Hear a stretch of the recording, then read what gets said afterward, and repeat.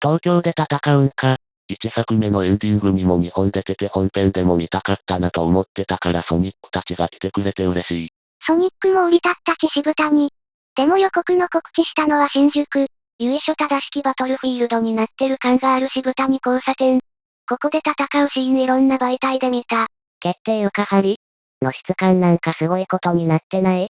ネオンマシマシの辺ってこと東京なのか。ちゃんと再現してくれるのか。見た感じ結構そのまま再現してる感じする。カムロ町がありそうな東京だ。龍が如くの海上刑務所みたいな研究施設でダメだった。急に東京出身属性がついたシャドウ。多分シャドウが目覚めたちってだけであとは予告の最初に映ったロンドンとかアメリカとかになると思うよ。シャドウゲームも新作出るし実写もやんの。実写自体は2のラストで確定してただろ。去年のソニックセントラルでシャドウが主役の映画って言ってたからシャドウの比率多めになるとは思う。また金田バイクパロられてる。さりげなく金田バイクしとる。瞬間移動もやるしダークな雰囲気たっぷりでバイクにも乗ってくれる。サービス型でクラクラしてきた。シャドウのバイクがシャドゲっぽくていいね。海外のシャドウファンが、今年供給多すぎて俺死ぬのかな。ってつぶやいてたの思い出した。あと1週間遅かったらシャドウイヤー終わっちゃうから。こんなシャドウイヤー二度と来ないんじゃないか。シャドウかっけー。目つきが2のラストからだいぶ鋭くなっててとても嬉しい。瞬間移動だ。シャドゲで見た感じの格闘。普通に飛んでる。シャドウに悲しい過去。シャドウがソニックシリーズの中二要素を一手に引き受けすぎている。そもそもソニックがクールなマスコットキャラってことでアメリカで人気博したからね。そこに詰めたライバルキャラ。名前からして中二全開だからな。なんか超能力使ってきそうな気がしてきたな。カオスコントロールしてるのかな。ジョニー・シルバーハンドがシャドウザ・ヘッジホップに。キアヌの声渋すぎ。キアヌの声悪いとは思わんけど両方渋すぎて画面映ってないと泣くこと区別つかない。キアヌ暇なの。何にでも出てくれるじゃん。数年前に妹の容体が落ち着いてからはめっちゃ趣味ばっかやってるからな。他の映画でキアヌの吹き替えやってくれてる人ならいいな。間違っても俳優初挑戦枠にはしないでほしい。もう一回中川大志みたいな奇跡が来るとは思えない。森川シャドウかな。ジム・キャリー解禁も嬉しいけどキアヌが出てくることにビビったよ俺は。ゲームやったことないけどどういう役割なんだ。基本的にはソニックのライバルでダークヒーロー的な感じ。ホバーブーツでスケート走法する究極生命体。ソニアドにはお安くスティームで遊べるようになったから抵抗がないならやって損はないぞ。やっぱりこのおっさん面白すぎる。あれジムキャリー引退したんじゃ。エッグマンやるために戻ってきてくれた。ありがたいね。引退撤回したくなるような脚本持ってきたら撤回するよ。ってフラグも立てていたから。エッグマン腹出てさらにエッグマンらしくなってきた。エッグマンが映画ごとに原作に見た目近づいていくのなんなんだよ。すごい太った。映画のエッグマン始終楽しそうで好き。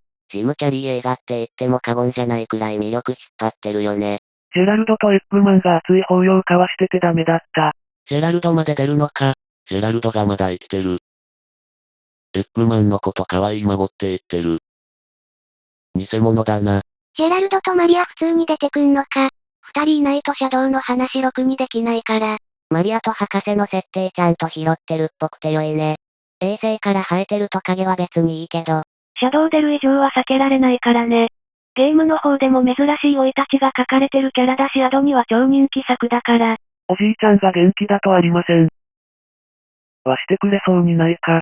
でもなんか腹に一物ありそうだし。そもそもあれ本物？よりによってエッグマンに助け求める展開は面白いな。予告だけでもうなんやかんやあってシャドウもファミリーになるんだろうなってのが分かってしまう。敵の敵は理論で最後シャドウと共闘の流れになるのが分かりやすい。どうせエッグマンかジェラルドがラスボス枠になる。マリア死んだ原因が実はジェラルドでソニックと共闘して悪のジェラルドと戦うんだろ。ここでソニックの生みの親とかがカメオ出演するんだろ。誰だよ。東京裁判所で中裕二が。ドーナツキングは本当にいい兄貴分と保護者だよな。ドーナツキング老けた？そりゃ1がもう結構前だしな。作中で何年経ってるかはわからんが。ソニックも体格良くなってるし作中でもそこそこ時間経ってるっぽいんだよね。さすがに今回はドーナツキングの嫁の姉は出なさそうか。いや絶対出るよ。むしろ夫婦で活躍するよ。前作の姉の活躍とかスーパーソニックとか隠し要素出してきたし、ファイナルリザードも来るだろ。姉の活躍とスパソニは同格なのかよ。活、チャオガーデン復活です。日本語のフォントがまんまそれでダメだった。まさに破壊される直前じゃね？ぼっちちゃんメガネしてる茶置いてダメだった。じゃあジャパニーズ可愛いマスコットにするの考えたな。お前じゃない座ってろ。そんなひどい。こいつがいなきゃここまで来れてなかったかもなのに。お前はディズニーキャラだし、活躍したからいいだろ。しかしスレガで騒いでた時からは想像できなかったくらいソニック映画ちゃんと面白いし長く続いてくれたな。スレガにはだいぶ笑わせてもらったけどなんだかんだチップとデールでいい役もらっててなんか良かったよ。気づけばそこそこ長寿な映画シリーズになってるな 3D ソニック。全編にわたってソニック愛に溢れてるからこそ、スレガが本当に意味がわからない。ソニックの靴ちょっとアドニっぽくなった？弦からこうだっけ？ソニアドニからの設定かいつまみつつって感じかな。少なくとも今回でファイナルハザードとかは出てこなさそう。原作の要素を拾いつつオリジナルでまとめるのがめっちゃうまいんだよな。もう映画のスタッフには信頼しかない。スペースコロニーまではいかないのかな。3の ED は絶対アドニっぽい 3D ポリゴンになるよ。魂かけてもいい。最後の方の曲ライブ&ラーンだ。わあ、マジだライブ&ラーンのアレンジ流れとる。主題歌今回ばかりはクラフォーに担当してほしい。ジョニー元気かな。